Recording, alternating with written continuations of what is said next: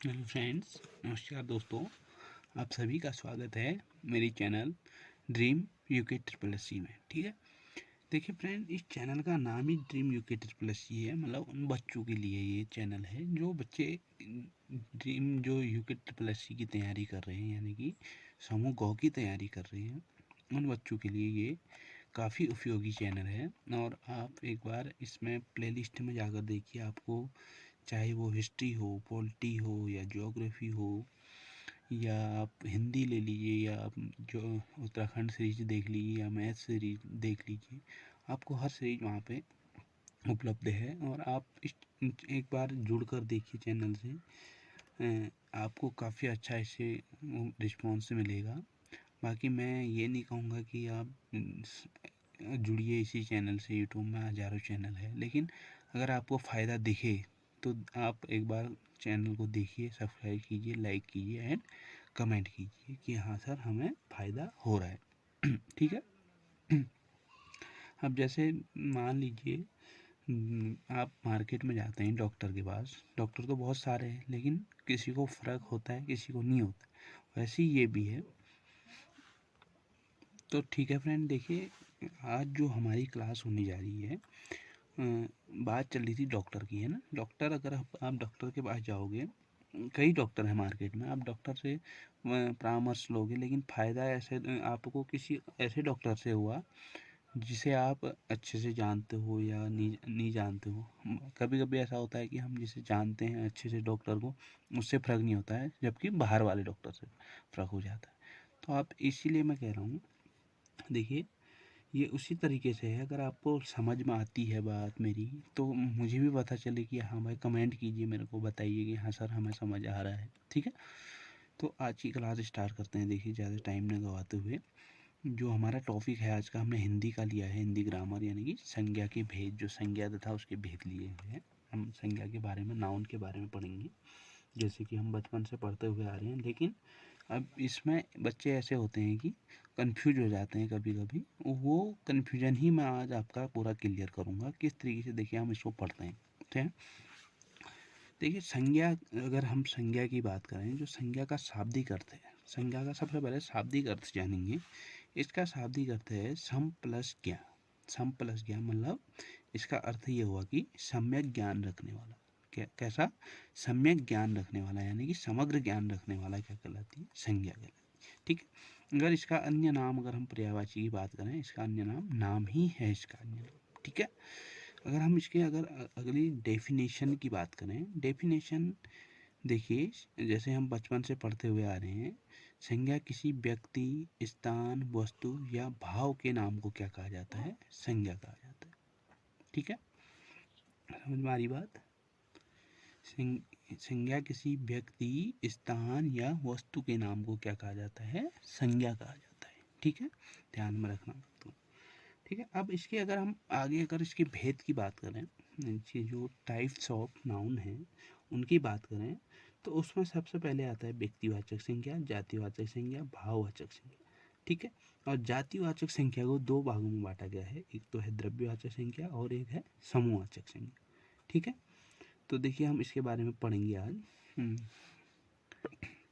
ठीक है फ्रेंड, देखिए अगर हम इसके भेदों की बात करें, संज्ञा के भेद जो है वो क्या है, देखिए यहाँ पे संज्ञा के भेद जो है, देखिए सबसे पहले होता है व्यक्तिवाचक संज्ञा, व्यक्तिवाचक संज्ञा। ठीक है, उसके बाद जातिवाचक संख्या, और जातिवाचक संख्या को इन्होंने कितने भागों में बांटा है? दो भागों में बांटा है, एक तो द्रव्यवाचक और एक समूहवाचक। ठीक है, और तीसरा आता है भाववाचक संज्ञा। ठीक है, ध्यान में रखना बात को। अब सबसे पहले हम हेडिंग डालेंगे, अब इंडिविजुअली पढ़ेंगे हम इनको कि किस तरीके से क्या है। ये तो हमने भेदों के बारे में पढ़ा, इसके इसे भेद जो है, टाइप्स ऑफ। अब हम सबसे पहले पढ़ेंगे व्यक्तिवाचक संज्ञा। क्या पढ़ेंगे? व्यक्तिवाचक संज्ञा। ठीक है, देखिए व्यक्तिवाचक संज्ञा की बात करें, जब यहाँ पे क्या हो, जब देखिए कि एक ही व्यक्ति या एक ही पदार्थ या किसी वस्तु का बोध हो, या कोई भी चीज़ हो, उस केवल एक चीज़ का बोध हो, तो वहाँ पे उसे क्या कहेंगे? व्यक्तिवाचक संज्ञा कहेंगे। देखिए समझ में आएगा धीरे धीरे। तो यहाँ पे मान लीजिए एक ही व्यक्ति, पदार्थ या वस्तु का बोध हो, वस्तु का बोध, ठीक है। एक ही व्यक्ति, पदार्थ या वस्तु का बोध हो, ठीक है, तो क्या कहेंगे उसे व्यक्तिवाचक संज्ञा कहें। कैसे देखें यहाँ पे, जैसे माना हमने एग्जाम्पल से समझाता हूँ आपको मैं। दिल्ली बोला, क्या बोला, दिल्ली बोला। जैसे आपका नाम क्या है, रमेश है, किसी का नाम रमेश, रमेश बोला। देखिए दिल्ली एक इंडिविजुअली एक ही चीज़ तो है, एक ही स्थान है ना, स्थान का नाम है। अगर हम रमेश की बात करें, रमेश क्या है, केवल एक व्यक्ति है रमेश, कोई ज़्यादा वो तो है नहीं आदमी कि यार हाँ भाई कोई ये तो है नहीं कि यार रमेश बहुत सारे इंसान हैं या कुछ है, ग्रुप है ना। Not a group, is this only single man, ठीक है। तो देखिए यहाँ पर अगर हम जातिवाचक की बात करें किसकी, अब इसके बाद आता है जातिवाचक। दूसरा जो टॉपिक था हमारा, भेद था इसका, जातिवाचक। जातिवाचक की बात करें तो यहाँ पे क्या होगा, जब यहाँ पर पूरे एक समुदाय की बात करें यानी कि ग्रुप की बात करें, तो वहाँ पे क्या आ जाएगा, जातिवाचक संज्ञा आ जाएगा। जैसे मान लीजिए यहाँ पे किसी, पहले इसकी डेफिनेशन लिख लेते हैं थोड़ा बहुत। डेफिनेशन क्या होती है, देखिए किसी प्राणी समुदाय या किसी प्राणी समुदाय, ठीक है। देखिए क्या है इसकी डेफिनेशन, किसी प्राणी समुदाय तथा पदार्थ की जाति का बोध कराएगा, उसकी जाति का बोध कराएगा। कोई भी प्राणी हो, वस्तु हो या समुदाय हो। जैसे यहाँ पे हमने कहा नदी, कहा नदी, क्या कहा, नदी कहा। देखिए नदी कहा हमने, नदी में किसी इंडिविजुअली किसी उसका नाम नहीं लिया। जैसे अगर हम कहते हैं यहाँ पे ऊपर जो हमने पढ़ा व्यक्तिवाचक में, गंगा नदी कहते हैं, क्या कहते हैं, गंगा नदी कहते हैं यहाँ पे। तो गंगा नदी क्या है, एक इंडिविजुअल है, यानी कि एक सिंगल नदी है अपने आप में, एक खुद बहुत बड़ी नदी है भारत देश की, ठीक है।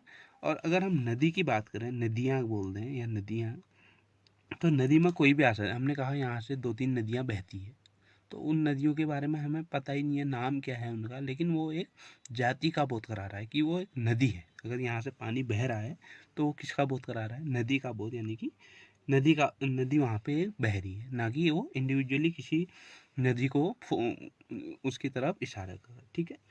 अगर हम बात करें मनुष्य की, मनुष्य, देखिए यहाँ पे हमने नाम लिया था ऊपर व्यक्तिवाचक में, रमेश लिया। रमेश क्या है, एक मनुष्य है, लेकिन इसकी जाति क्या है, वो क्या है, मनुष्य जाति का है। रमेश कैसे जाति का है, मनुष्य जाति का, ठीक है।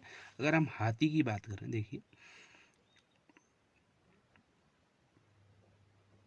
कोई स्पेशल हाथी नहीं है, लेकिन अगर हम हाथी की बात करें तो हाथी में यह होगा कि वो एक सिंगल क्या है, एक वहाँ पे वो अपनी एक जाति का बोध करा रहा है कि वो हाँ भाई हाथी जाति का है, मतलब वो हाथी है। मनुष्य है तो मनुष्य जाति का हो गया, हाथी हो गया तो एक हाथी है वो है। अगर बात करें नारी की, तो वो कैसी जाति की है, नारी जाति की है। माना हमने यहाँ वो ऊपर ले लिया व्यक्तिवाचक में, सीमा ले लिया किसी का नाम, या सीता ले लिया है, तो सीता किस जाति की है, नारी जाति की है, ठीक है। समझ में आ रही ना बात आपको, जातिवाचक और व्यक्तिवाचक में डिबेट करना आना चाहिए, ठीक है। अब उसके बाद हमारी जो बात आती है वो आती है भाववाचक संज्ञा। कैसी, भाववाचक संज्ञा। हाँ एक चीज़ और, हाँ एक मिनट, इससे पहले हमने इसको कितने भागों में बांटा था, जातिवाचक संज्ञा को, द्रव्यवाचक और समूहवाचक, 2 भागों में बांटा हुआ था। यहाँ पे देखिए द्रव्यवाचक एंड समूहवाचक। अगर हम द्रव्यवाचक की बात करें, देखिए यहाँ पे जैसे हम यहाँ पे लेते हैं ना, देखिए यहाँ पे अगर हमने जातिवाचक को कितने भागों में बांटा था, 2 भागों में बांटा हुआ था। एक तो द्रव्यवाचक, द्रव्यवाचक जैसे यहाँ पे हमने यहाँ पे ले लिया सोना, चांदी और लकड़ी, ये क्या है, द्रव्य है, ठीक है। द्रव्य है, ये मतलब पदार्थों का बोध होता है, एक द्रव्य पदार्थों का बोध हो रहा है, जिससे वो क्या कहलाएगा, द्रव्यवाचक संज्ञा कहलाएगा। अब सोना है, वो अपने सोने की जाति का बोध करा रहा है, ठीक है ये जातिवाचक। जैसे चांदी है, चांदी क्या है, एक पूरी जाति है, जैसे हमारा मनुष्य जाति है, वैसी एक चांदी क्या है, पूरी एक जाति है। लकड़ी क्या है, एक पूरी जाति है, कोई पतली लकड़ी, मोटी लकड़ी है। तो एक ये जाति का बोध करा रहा है, लेकिन ये कैसी जाति है, द्रव्यवाचक। इसे उसने क्या कर दिया, द्रव्य और समूह मान। अगर समूह की बात करें, सेना, मान लीजिए सेना है, सेना क्या है, सैनिकों का एक समूह है तो मनुष्य जाति के, लेकिन क्या कर रहे हैं, एक समूह बना रहे हैं। सेना कक्षा है, कक्षा में सब आपको मिलेंगे वहाँ पे, लड़का लड़की कोई भी हो, तो छात्र छात्राएं हैं। तो वहाँ पे क्या है, वो एक समूह है, यानी कि है तो मनुष्य जाति की, लेकिन समूह किसका है, मनुष्यों का, यानी कक्षा का एक समूह है। ठीक है, समझ में आ रही बात। तो ये चीज़ें हैं, ध्यान से देखना आपको। आई होप कि आपको ये समझ में आ रहा होगा। जो अगला फिर होता है हमारा भाववाचक। क्या होता है, भाववाचक। देखिए, भाववाचक ये है कि जैसे कोई व्यक्ति है, माना उसके गुण, दशा या स्वभाव या किसी भी उसके कार्य का बोध कराए। जैसे कोई क्या है, टीचर है, मान लीजिए टीचर है, वो क्या करता है, अच्छा पढ़ाता है, तो उसकी पढ़ाने की वो क्या है, उसका भाव है, वो अपना एक भाव है। जैसे कोई लड़की है, वो क्या है, बहुत सुंदर है, उसका भाव क्या होगा, सुंदरता होगी। ठीक है, इसी तरीके से ये एक क्या करता है, भाव स्पष्ट कर रहा है। ठीक है, ठीक है। देखिए, किसी वस्तु के गुण, दशा या स्वभाव का जो बोध कराता है, वो क्या कहलाता है, भाववाचक संज्ञा कहलाता है। जैसे मैंने बताया, किसी कोई लड़की क्या है, सुंदर है, उसकी सुंदर भाव क्या हो गया, सुंदरता उसका क्या हो गया, भाव हो गया, उसका भाव पैदा कर रहा है। ठीक है, कोई चतुर है, चतुरता उसकी क्या हुई, भाव पैदा कर रहा है वो, चतुरता। ठीक है, कोई होशियार है, होशियार उसका इंटेलिजेंट है, तो वो होशियारता उसकी क्या करेगी, भाव स्पष्ट करेगी। ठीक है, कोई तेज दौड़ता, धावक, धावक उसकी क्या करेगी, उसका भाव पैदा करेगा उस व्यक्ति का। तो इसी को कहा गया है भाववाचक संज्ञा। ठीक है, समझ में आ रही ना बात। भाव उस मतलब उसकी भाव जो पैदा करे, वो क्या कहलाती है, उसकी भाववाचक संज्ञा कहलाती है। ठीक है, अब बात करें हम, ये तो हमने पढ़ा अर्थ के आधार पर कि संज्ञा के भेद क्या होते हैं। अब जो अगर हम व्युत्पत्ति के आधार पर बात करें, व्युत्पत्ति के आधार पर भी 3 प्रकार की संज्ञा होती है। एक तो रूढ़ संज्ञा, यौगिक संज्ञा एंड योग रूढ़ संज्ञा। ठीक है, जैसे यहाँ पे हमने लिया, देखिए यहाँ पे व्युत्पत्ति के आधार पर अगर हम संज्ञा की बात करें, ये 3 प्रकार की होती है। एक तो होते हैं रूढ़ संज्ञा, दूसरी यौगिक संज्ञा एंड तीसरी योग रूढ़ संज्ञा। ठीक है, अगर हम इंडिविजुअली इनको पढ़ें, देखिए रूढ़ संज्ञा क्या है, जिन शब्दों के सार्थक खंड ना हो, यानी कि जिनके सार्थक खंड नहीं हो। जैसे आम है, यहाँ पे आम का अगर हम करते हैं तो ये क्या होगा, आ प्लस मो।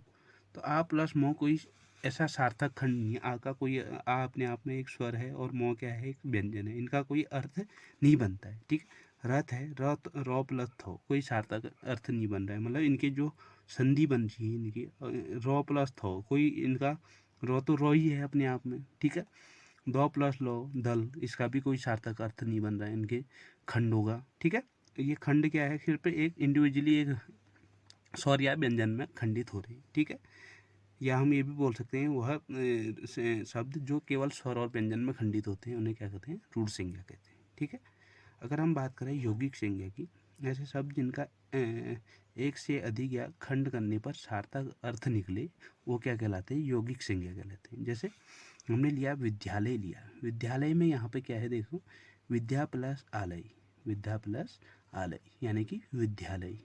यहाँ पे विद्या का भी अपने आप में एक अर्थ है, विद्या मतलब जो हम शिक्षा लेते हैं, और आलय मतलब जहाँ पे वो घर, यानी कि विद्या का घर है। ठीक है, पाठशाला, पाठ प्लस शाला, पाठ मतलब पढ़ना, जो हम पढ़ने, और शाला मतलब जहाँ पे वहाँ पे पढ़ा जा रहा है, उसका विद्या पाठ का घर। ठीक है, अगर हम बात, ठीक है ना, समझ में आई। यानी कि यौगिक संज्ञा क्या होती है, उनके खंडों का सार्थक अर्थ हमको मिलता है। ठीक है, अगर योग रूढ़ संज्ञा की बात करें, ऐसे शब्द जिनका खंडन करने पर अर्थ निकले, वह शब्द किसी अन्य अर्थ की ओर इशारा करे। अब ये सोच रहे होंगे, सर की ये क्या कह रहे हैं यार, ऐसा शब्द जिनका खंडन करने पर सार्थक अर्थ तो निकले, लेकिन शब्द किसी अन्य शब्द की ओर क्या करे, इशारा करे। जैसे हमने यहाँ पे लिया लंबोदर, क्या लिया, लंबोदर लिया। लंबोदर का मतलब है लंबा प्लस उदर, लंबा प्लस उदर। और लंबोदर किसे किसे कहा जाता है, जैसे जो अर्थ तो अलग है इसका, जैसे गणेश भगवान को कहा जाता है ना लंबोदर। तो लंबा प्लस उदर मतलब जिसका पेट क्या हो, लंबा हो। ठीक है, उधर मतलब पेट, और लंबा मतलब मोटा यानी कि बड़ा, ठीक है। तो और पीताम्बर किसको कहा जाता है? पीताम्बर शिव जी भगवान को ही कहा जाता है। पीताम्बर का अगर हम इसका सार्थक अर्थ वो करें, पीला प्लस अम्बर यानी कि पीला अम्बर, अर्थ क्या हो रहा है? अलग हो रहा है, लेकिन इशारा किसकी ओर कर रहा है? भगवान की ओर, यानी कि गणेश भगवान और शिव भगवान की ओर कर रहा है, ठीक है। ये ये ध्यान में रखना बात। कभी कभी क्वेश्चन ये यौगिक और योग रूल और रूल संज्ञा से अवश्य क्वेश्चन पूछता है पेपर में, ठीक है। ये ध्यान में रखना। Okay, thank you. आप क्लास को शेयर कीजिए, लाइक कीजिए एंड कमेंट कीजिए, और मुझे कमेंट करके बताना है कैसा क्लास कैसी लगी। Thank you.